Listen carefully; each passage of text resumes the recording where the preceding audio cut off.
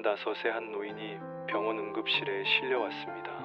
갈비뼈가 부러지고 얼굴은 멍투성이었습니다.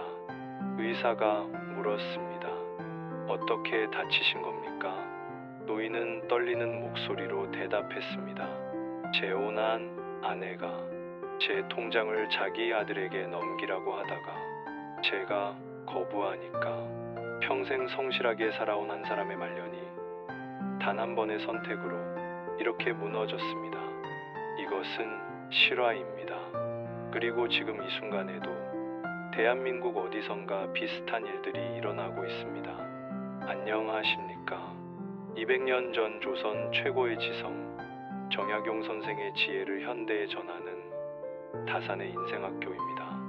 오늘 우리가 함께 나눌 이야기는 많은 분들이 외면하고 싶어 하지만 반드시 알아야 할 진실입니다. 노년의 재혼, 정말 괜찮은 선택일까요? 정약용 선생은 이미 200년 전에 이 문제를 깊이 통찰하셨습니다. 오늘 이 영상 하나가 여러분이나 여러분의 부모님을 지킬 수 있는 든든한 방패가 될 것입니다. 끝까지 함께 해 주십시오. 여러분, 혹시 이런 생각해 보신 적 있으십니까? 나이 들어 혼자 사는 게 너무 외롭다. 누군가 옆에 있었으면 좋겠다. 밥 한 끼라도 같이 먹을 사람이 있으면 좋겠다. 아프거나 쓰러졌을 때 나를 챙겨줄 사람이 필요하다. 이런 마음 저는 충분히 이해합니다. 외로움은 병입니다. 특히 노년의 외로움은 몸과 마음을 갉아먹는 고통입니다. 그래서 많은 분들이 재혼을 고민하십니다. 주변에서도 말합니다. 아직 젊은데 혼자 살지 말고 좋은 사람 만나서 행복하게 사세요. 하지만 잠깐 정말 그럴까요? 정약용 선생은 말씀하셨습니다. 노년의 혼인은 쌀 한 톨을 얻으려다 곳간 전체를 잃는 것과 같다. 왜 그런 말씀을 하셨을까요? 지금부터 그 이유를 하나하나 풀어드리겠습니다. 첫 번째 이유입니다. 재혼은 재산 분쟁의 시작입니다. 경기도에 사시는 72세 김모 할아버지의 이야기입니다. 부인과 사별한 후 3년간 홀로 지내다가 65세의 여성을 만나 재혼했습니다. 처음엔 행복했습니다. 함께 시장도 가고 여행도 다니고 외로움이 많이 사라졌습니다. 그런데 재혼한 지 1년 반쯤 되었을 때부터 변화가 시작됐습니다. 새 아내가 슬쩍슬쩍 물었습니다. 여보, 당신 명의로 된 집이 있다면서요. 나도 혹시 모르니까 공동 명의로 해두는 게 어때요? 당신 통장에 돈이 얼마나 있어요? 우리 이제 부부잖아요. 비밀 없이 지내야죠. 김 할아버지는 처음엔 대수롭지 않게 생각했습니다. 하지만 친구들과 자녀들이 극구 말렸습니다. 그리고 그때부터 집안이 전쟁터가 되었습니다. 새 아내는 나를 믿지 못하냐며 화를 냈고 자녀들은 아버지 재산 다 빼앗길 것이라며 반대했습니다. 결국 재혼한 지 2년 만에 다시 이혼했습니다. 김 할아버지는 이렇게 말했습니다. 차라리 외로워도 혼자 사는 게 나았어요. 내 인생에서 가장 후회되는 선택이었습니다. 여러분, 이것이 현실입니다. 젊을 때의 결혼과 노년의 재혼은 완전히 다릅니다. 젊을 때는 함께 재산을 만들어가지만 노년의 재혼은 이미 만들어진 재산을 나누는 문제입니다. 그리고 양쪽 모두에게 자녀가 있습니다. 내 자녀도 걱정하고 상대방 자녀도 관심이 많습니다. 정약용 선생은 이렇게 말씀하셨습니다. 늙어서 맞이한 배우자는 평생 함께한 반려자가 아니라 재산을 노리는 또 하나의 식구일 수 있다. 냉정하지만 반드시 고려해야 할 현실입니다. 두 번째 이유입니다. 재혼은 자녀와의 관계를 파괴합니다. 부산에 사시는 한 50대 여성의 사연입니다. 이 여성의 아버지가 70세에 재혼하셨습니다. 딸은 처음엔 아버지의 행복을 바랐습니다. 아버지가 외로우시지 않으면 좋겠다고 생각했습니다. 하지만 재혼 후 모든 것이 변했습니다. 새어머니는 명절에 딸 가족이 방문하는 것조차 싫어했습니다. 당신 딸들이 집에 올 때마다 우리 집안을 살피는 것 같아요. 재산 노리는 게 뻔해요. 아버지는 딸과의 연락을 점점 줄였습니다. 생일날 전화를 해도 바빠서라며 통화를 끊으셨고, 손주들이 보고 싶다고 해도 다음에라고만 하셨습니다.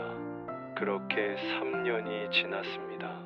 어느 날 딸은 아버지가 병원에 입원했다는 소식을 늦게야 들었습니다.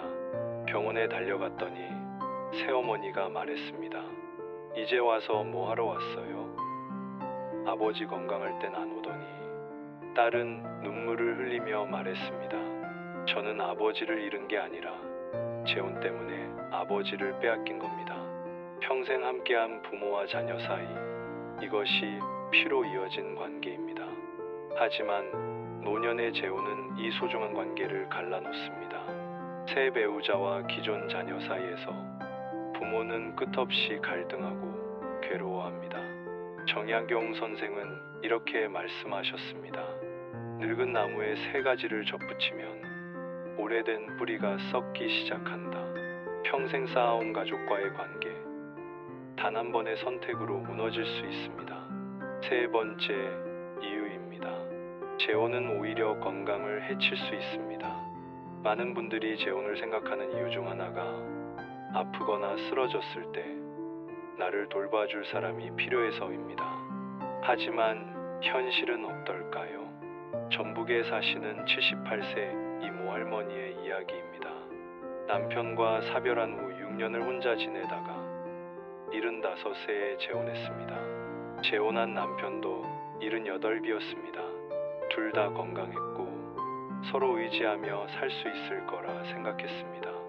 하지만 재혼한 지 1년도 안 돼서 할머니가 중풍으로 쓰러졌습니다. 오른쪽 팔다리를 쓸 수 없게 되었고 혼자서는 움직이기 힘들어졌습니다. 재혼한 남편은 처음 한두 달은 할머니를 돌봤습니다. 하지만 본인도 나이가 많다 보니 체력적으로 힘들었습니다. 그리고 점점 불평이 시작됐습니다. 내가 당신 간병인이냐? 이렇게 될 줄 알았으면 재혼 안 했다. 결국 할머니는 요양원으로 보내졌습니다. 재혼한 남편은 한 달에 한 번도 면회 오지 않았습니다. 할머니는 요양원 침대에 누워 이렇게 말했습니다. 차라리 혼자 살다가 자식들 곁에 갔으면 이렇게 버림받지는 않았을 텐데. 노년의 재혼 상대는 평생을 함께한 배우자가 아닙니다. 아프고 힘들 때 진심으로 헌신할 만큼의 정이 쌓이지 않았습니다. 오히려 부담이 되고 후회만 남는 경우가 많습니다. 정약용 선생은 이렇게 경고하셨습니다.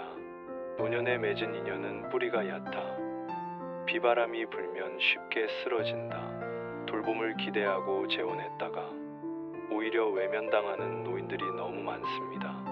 네 번째 이유입니다. 재혼은 경제적 착취로 이어질 수 있습니다.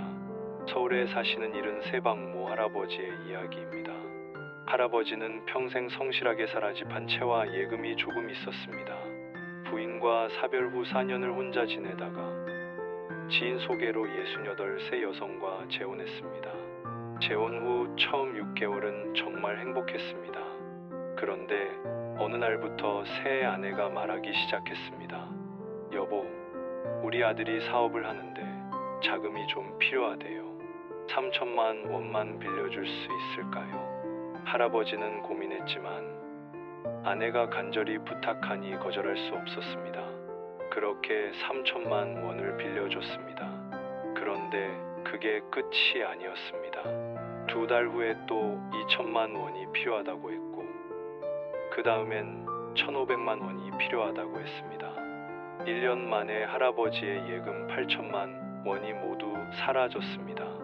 그리고 새 아내의 태도가 돌변했습니다. 더 이상 돈이 없다는 것을 알자 집안일도 안 하고 말도 안 하고 차갑게 대했습니다. 할아버지가 그동안 빌려준 돈은 언제 갚을 거냐고 물으니 아내는 이렇게 말했습니다. 빌려준 거? 우리 부부인데 무슨 빌려준 거야? 그리고 차용증도 없잖아. 할아버지는 그제야 깨달았습니다. 자신이 사랑이 아니라 돈 때문에 이용당했다는 것을. 이런 일들이 생각보다 너무 많습니다. 노인을 대상으로 한 결혼 사기, 그리고 재산을 노린 재혼이 끊이지 않습니다. 정약용 선생은 이렇게 경고하셨습니다. 늙어서 만난 사람의 진심을 알려면 10년이 필요하다. 하지만 노년에게 10년은 너무 긴 시간이다. 짧은 시간 안에 상대를 제대로 알기 어렵고 그 사이에 재산을 잃고 건강을 잃고 가족을 잃습니다. 5번째 이유입니다. 재혼은 생활 습관의 충돌로 괴로움을 가져옵니다. 젊을 때는 서로 맞춰갈 수 있습니다. 유연하고 변화할 여지가 많습니다. 하지만 70평생을 각자의 방식으로 살아온 두 사람이 갑자기 한 집에서 사는 것은 쉽지 않습니다. 대구에 사시는 한 할머니의 이야기입니다. 재혼 후 가장 힘들었던 것이 바로 생활 습관의 차이였다고 합니다. 할머니는 아침에 일찍 일어나 산책하는 것을 좋아했습니다. 하지만 재혼한 남편은 밤늦게까지 텔레비전을 보고 늦게 일어나는 것을 좋아했습니다. 할머니는 정리정돈을 중요하게 생각했지만 남편은 물건을 아무렇게나 놓았습니다. 할머니는 싱겁게 먹는 것을 좋아했지만 남편은 짜고 매운 음식을 원했습니다. 이런 사소한 것들이 매일매일 쌓여갔습니다. 왜 그렇게 일찍 일어나서 나까지 깨우냐? 왜 내 물건을 맘대로 치우냐? 왜 음식을 이렇게 맹맹하게 하냐? 할머니는 말했습니다. 젊었을 때는 참을 수 있었을 텐데 이제는 내 방식을 바꾸기도 힘들고 참는 것도 너무 힘들어요. 70평생 굳어진 습관을 바꾸는 것은 거의 불가능합니다. 그리고 매일 부딪히고 싸우고 스트레스 받는 삶이 계속됩니다. 정약용 선생은 이렇게 말씀하셨습니다. 늙은 나무는 더 이상 휘지 않는다. 억지로 휘면 부러질 뿐이다. 노년에는 자신의 방식대로 편안하게 사는 것이 가장 건강한 삶입니다. 재혼으로 인해 매일 스트레스 받고 갈등하는 것은 오히려 수명을 단축시킵니다. 6번째, 마지막 이유입니다. 재혼은 평생 함께한 배우자에 대한 배신처럼 느껴질 수 있습니다. 이것은 논리의 문제가 아닙니다. 마음의 문제입니다. 인천에 사시는 한 할아버지는 재혼 후 이렇게 말했습니다. 밤에 새 아내 옆에 누우면 돌아가신 아내 생각이 자꾸 나요. 미안하고 죄책감이 들어요. 우리 아내가 그렇게 나를 사랑했는데 내가 다른 사람과 이렇게 있어도 되나 싶어요. 많은 재혼 노인들이 이런 감정적 혼란을 겪습니다. 낮에는 새 배우자와 생활하지만 밤이 되면 평생 함께한 배우자 생각에 잠을 이루지 못합니다. 그리고 자녀들의 눈빛도 달라집니다. 어머니가 돌아가신 지 얼마나 됐다고 벌써 재혼이에요? 이런 말을 들으면 부모는 자식 앞에서 고개를 들 수 없습니다. 정약용 선생은 이렇게 말씀하셨습니다. 평생의 의리를 지키는 것이 잠깐의 외로움을 달래는 것보다 고귀하다. 사별한 배우자와의 추억, 그리고 그와 함께 이룬 가정. 이것은 평생의 자산입니다. 재혼으로 이 모든 것이 흔들리고 죄책감과 혼란 속에서 말년을 보내는 것은 너무나 안타까운 일입니다. 여기까지 들으시면서 어떤 생각이 드셨나요? 그럼 외로움은 어떻게 하란 말이냐고 물으실 수 있습니다. 맞습니다. 외로움은 정말 힘든 감정입니다. 하지만 외로움을 해결하는 방법이 재혼만 있는 것은 아닙니다. 정약용 선생은 노년의 지혜로운 삶에 대해 이렇게 말씀하셨습니다. 자녀와 가깝게 지내고 벗들과 자주 만나고 몸과 마음을 닦으며 남은 날들을 의미 있게 채워라. 자녀들과 자주 연락하고 손주들을 만나고 함께 식사하는 것, 비슷한 처지의 친구들과 모임을 갖고 이야기 나누고 여행을 가는 것, 종교 활동이나 봉사활동을 통해 의미 있는 시간을 보내는 것, 취미를 갖고 책을 읽고 산책하며 건강을 지키는 것, 이런 것들이 외로움을 달래는 훨씬 더 안전하고 지혜로운 방법입니다. 그리고 무엇보다 혼자 있는 시간을 두려워하지 마십시오. 혼자 있다는 것은 외로운 것이 아니라 자유로운 것입니다. 누구 눈치 보지 않고 내가 원하는 대로, 내 속도로, 내 방식대로 살 수 있는 것입니다. 이것이 노년이 누릴 수 있는 가장 큰 축복입니다. 오늘 이 영상을 보시는 분들 중에는 아마도 세 부류의 분들이 계실 겁니다. 첫째, 재혼을 고민하고 계신 분. 둘째, 부모님의 재혼을 걱정하고 계신 자녀분. 셋째, 이미 재혼하셨지만 힘들어하시는 분. 먼저 재혼을 고민하고 계신 분들께 말씀드립니다. 잠시의 외로움을 참지 못해 평생의 평온을 잃지 마십시오. 여러분이 평생 쌓아온 것들, 재산, 가족, 명예, 건강, 이 모든 것을 지키는 것이 우선입니다. 외로움은 시간이 지나면 익숙해집니다. 하지만 재혼으로 인한 후회는 평생 따라다닙니다. 부모님의 재혼을 걱정하시는 자녀분들께 말씀드립니다. 부모님의 선택을 존중하되 반드시 현실을 말씀드리십시오. 감정에 치우쳐 성급한 결정을 하지 않도록 사랑으로 말리는 것도 자식의 도리입니다. 그리고 무엇보다 부모님이 외롭지 않도록 자주 연락하고 자주 찾아뵙고 함께 시간을 보내십시오. 부모님의 외로움을 채워드리는 것은 다른 누구도 아닌 바로 자녀의 몫입니다. 마지막으로 이미 재혼하셨지만 힘드신 분들께 말씀드립니다. 지금이라도 늦지 않았습니다. 잘못된 선택을 계속 유지하는 것보다 용기 있게 정리하는 것이 더 현명할 수 있습니다. 여러분의 평온과 건강이 무엇보다 중요합니다. 정약용 선생은 말씀하셨습니다. 노년의 가장 큰 지혜는 무엇을 하느냐가 아니라 무엇을 하지 않느냐에 있다. 하지 않아야 할 것을 하지 않는 것. 이것이 바로 노년을 지키는 가장 확실한 방법입니다. 오늘 이 영상이 여러분께 그리고 여러분의 부모님께 작은 도움이 되었기를 진심으로 바랍니다. 우리 모두의 노년이 평온하고 건강하고 후회 없기를 기원합니다. 지금까지 다산의 인생학교였습니다. 이 영상이 도움이 되셨다면 꼭 좋아요 버튼을 눌러주세요. 그리고 구독 버튼과 알림 설정까지 해주시면 앞으로도 정약용 선생의 지혜를 계속 만나보실 수 있습니다. 여러분의 부모님, 주변의 어르신들께도 이 영상을 꼭 공유해 주십시오. 한 사람이라도 더 잘못된 선택으로부터 보호할 수 있다면 그것이 바로 우리가 할 수 있는 가장 큰 효도이고 사랑입니다.